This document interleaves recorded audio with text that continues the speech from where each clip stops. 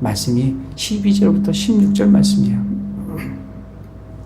내 날들이 차서, 다윗에게 얘기하는 거예요. 내 날들이 차서 내가 내 조상들과 함께 잘 때, 내가 죽을 때, 내가 내 뱃속에서 나올 자, 곧 내 뒤를 이을 내 씨를 세우고 그의 왕국을 굳게 세우리니.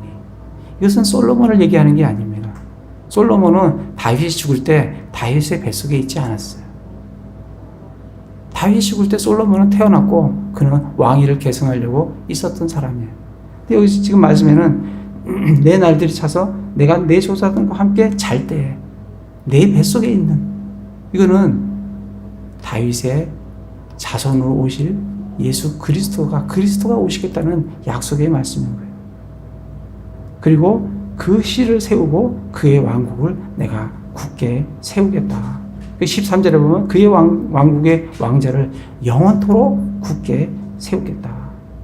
그리고 16절에 내 집과 내 왕국이 내 앞에서 영원히 굳게 서고 내 왕자가 영원히 굳게 서리라.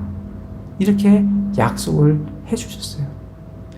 하나님께서 누구와 약속해요?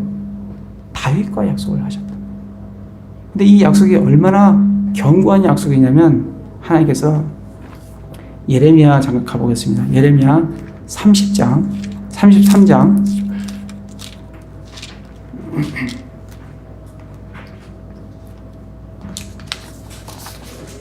20절을 보시면, 예레미야 30장 20절을 보시면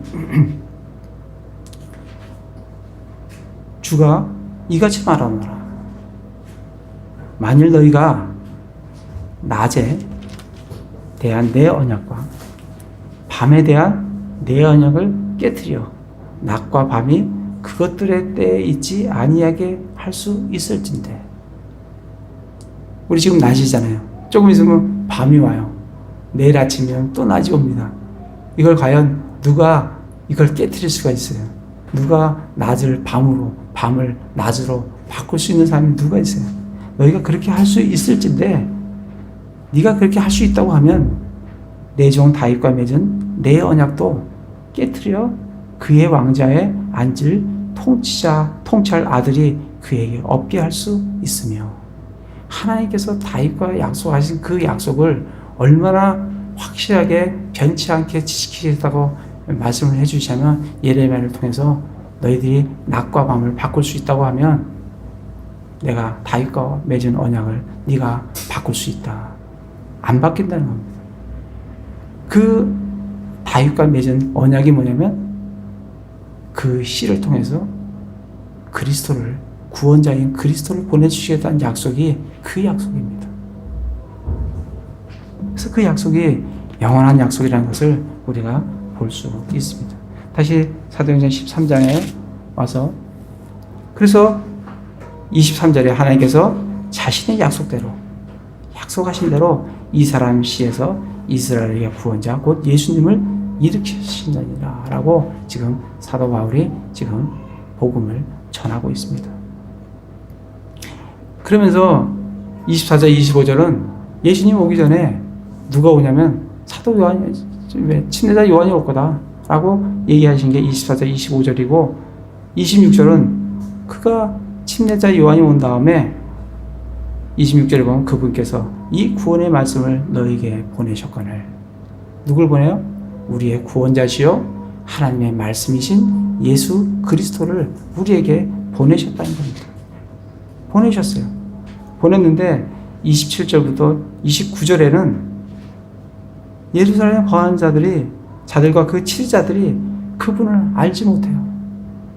그들이 심지어 날마다 안식일마다 읽는 그 대언자의 글을 읽고도 그 오신 분이 그리스도라는 것을 알지를 못해요. 그 말씀이 요한복음 1장 11절 말씀입니다. 그분께서 그분의 백성에게 오매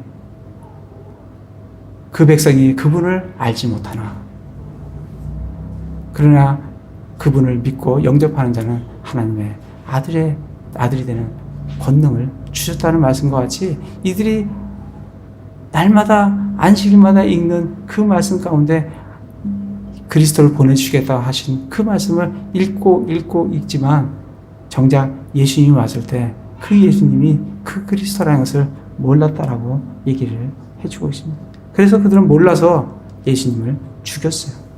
근데 그 죽인 것도 성경에 그들이 죽일 거라고 이사야 53장에 예언되어 있다는 겁니다.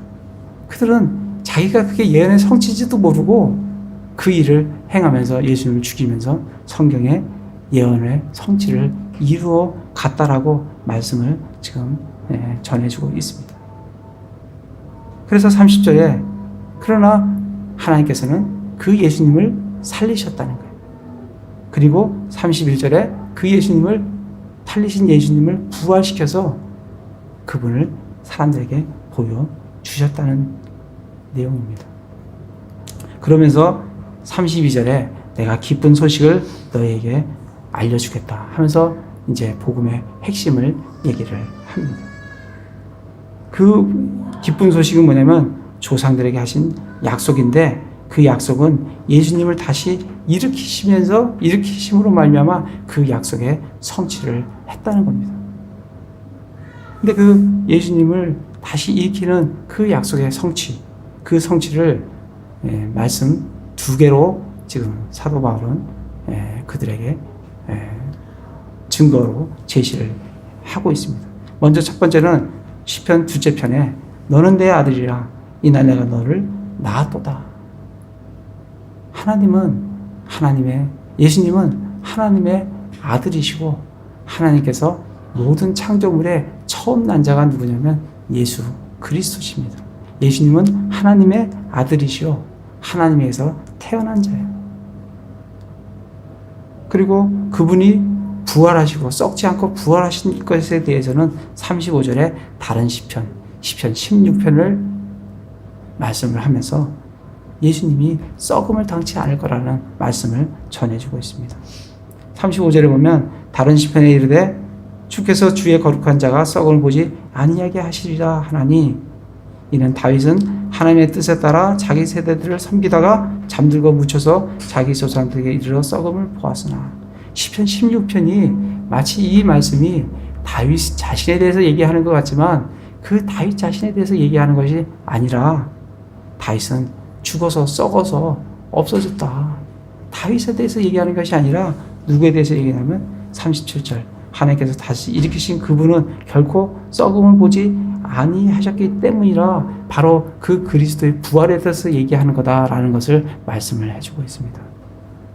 그래서 이 두 구절로 시편 2편과 시편 16편의 말씀을 가지고 예수님은 하나님의 아들이시오 그리스도시고 그분은 죽으셨다가 부활하시는 그런 분이라는 것을 지금 바울이 지금 전하고 있습니다. 우리 이 말씀은 우리가 그 전에 우리 사도행전을 하면서 이 말씀을 읽은 적이 있어요. 사도행전 2장을 잠깐 가보겠습니다. 사도행전 2장에 보시면 베드로가 성령님께서 강림하실 때 그때 베드로가 이 말씀을 인용하면서 설교한 말씀이 있어요. 25절에 보면 다윗이 그분에 가야 말하되 다윗이 누구에 대해서 말해요? 그리스도에 대해서 얘기한다. 그러면서 시편 16편을 인용을 합니다. 내가 항상 내 얼굴에 앞에 계신 주를 미리 보았나니 그분께서 내 오른편에 계심으로 내가 흔들리지 아니하리로다. 이러므로 내 마음이 기뻐하고 내 혀도 즐거워하였으며 더욱이 내 육체도 소망 중에 안식하리니 이는 주께서 내 혼을 지옥에 남겨두지 아니하시고 주의 거룩한 자가 썩음을 보지 아니하게 하려 하실 것이기 때문이니라. 주께서 생명의 길을 내게 알려주셨으니 주의 얼굴로 내게 기쁨이 충만하게 하시리라. 이렇게 말씀을 인용을 한 뒤에 29절부터 이거에 대해서 설명을 해줍니다. 베드로가 29절에 사람들아 형제들아 내가 족장 다윗에 대하여 꺼리김없이 너에게 말하노니 그는 죽어서 묻혔고 그의 돌무덤은 이날까지 우리와 함께 있도다.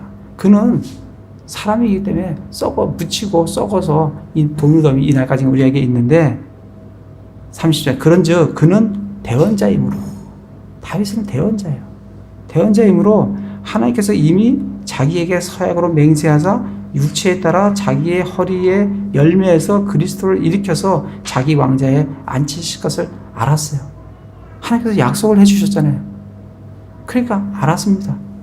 자기 허리에서 자기 왕자에 앉힐 그리스도가 나올 것을 알았어요. 또 그것을 이미 보았으므로 그리스도의 부활에 대해 말하기를 그의 혼이 지옥에 남겨지지 아니하였고 그의 육체도 썩음을 보지 아니하였느니라. 이렇게 이 말씀이 다윗 자신에게 한 말씀이 아니라 바로 예수 그리스도의 부활에 대한 말씀이라고 지금 베드로도 동일하게 사도 바울과 이 말씀을 인용해서 우리에게 말씀을 전해주고 있습니다. 사실 사도행전 13장에 가서 그렇게 복음을 전한 뒤에 사도 바울이 38절과 39절에서 그러면 그 예수님의 죽으심과 그 부활하심에 그 의미가 어떤 의미가 있는 거냐. 38절에 그러므로 형제들아 사람들의 형제들아 너희가 알 것은 곧 이 사람을 통해 죄들의 용서가 너에게 선포되었다는 것과 예수님이 죽으심과 부활하심으로 말미암아 우리의 죄를 누구에게 전가시켜요? 예수님께 전가를 시키고 우리의 모든 죄가 용서되었다는 거예요. 그리고 39절에 또 모세의 율법으로는 너희가 의롭게 되지 못하던 모든 일에서 모세의 율법으로는 의롭게 될 수 있는 사람이 아무도 없어요.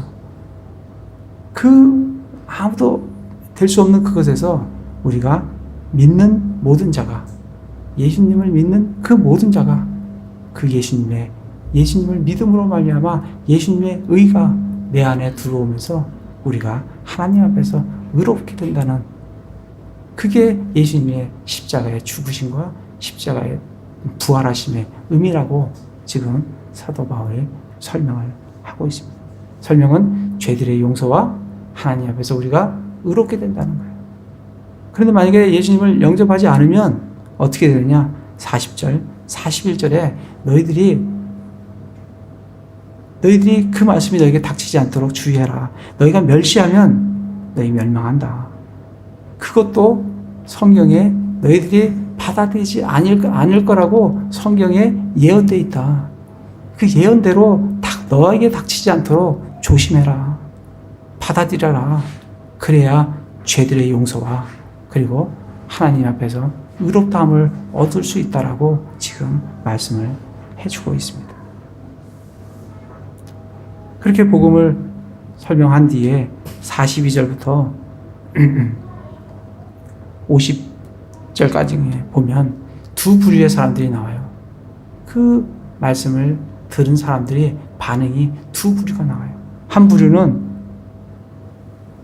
42절에 보면 이 말씀을 자기들에게 다음 안식일에도 자기들에게 선포해 줄 것을 간청합니다.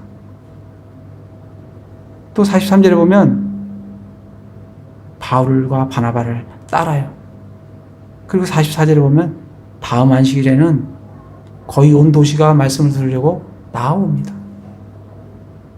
이런 반응을 그리고 48절에 보면 영원한 생명이라도 정해진 자는 다 믿게 되는 이런 반응이 나타난 반면에 또 한 가지 반응은 45절에 보면 유대인들이 그 무리들을 보고 시기가 가득해서 대적하고 반박하고 신성 모독합니다.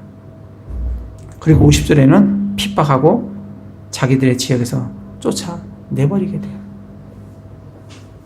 그래서 우리가 이 말씀을 보면서 정말 우리가 복음의 내용은 예수 그리스도의 죽으심과 부활하심이에요.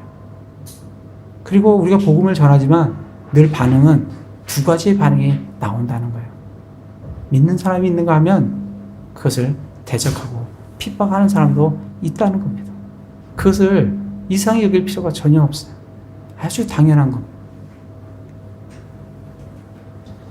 그렇게 두 부류가 나타난다는 겁니다.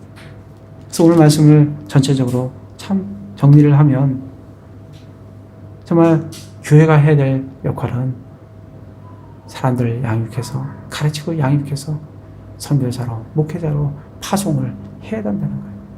근데 이 파송이 연륜이 오래된 교회가 또 인적 자원이 많은 그런 교회가 하는 게 아니에요. 하나님은 예루살렘 교회에서 선교사를 파송하지 않았어요. 하나님께서는 안디옥 교회에서 얼마 되지도 않은 세워진 지 얼마 되지도 않은 안디옥 교회에서 인적 자원이 얼마 되지도 않는 이 교회에서 선교사를 파송하는 걸 볼 수 있습니다. 정말 우리 교회도 얼마 되지 않았어요. 인적 자원도 얼마 없어요.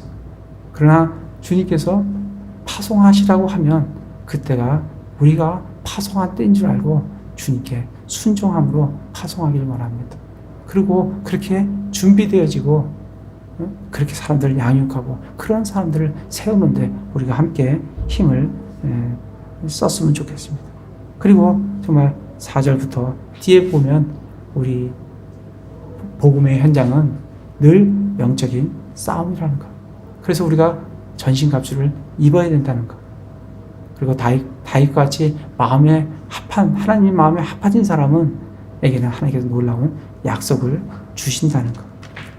그리고 복음의 내용은 십자가의 죽으심과 부활이고 그거의 결과는 정말 죄사함과 하나님 앞에 의롭게 된다는 것. 그렇지만 세상의 반응은 늘 두 가지 반응을 나타낸다는 사실입니다.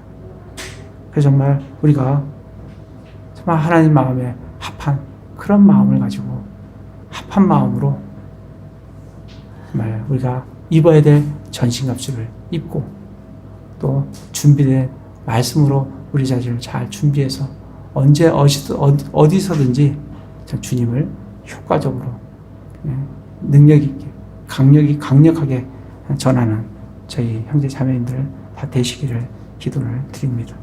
제가 기도하겠습니다.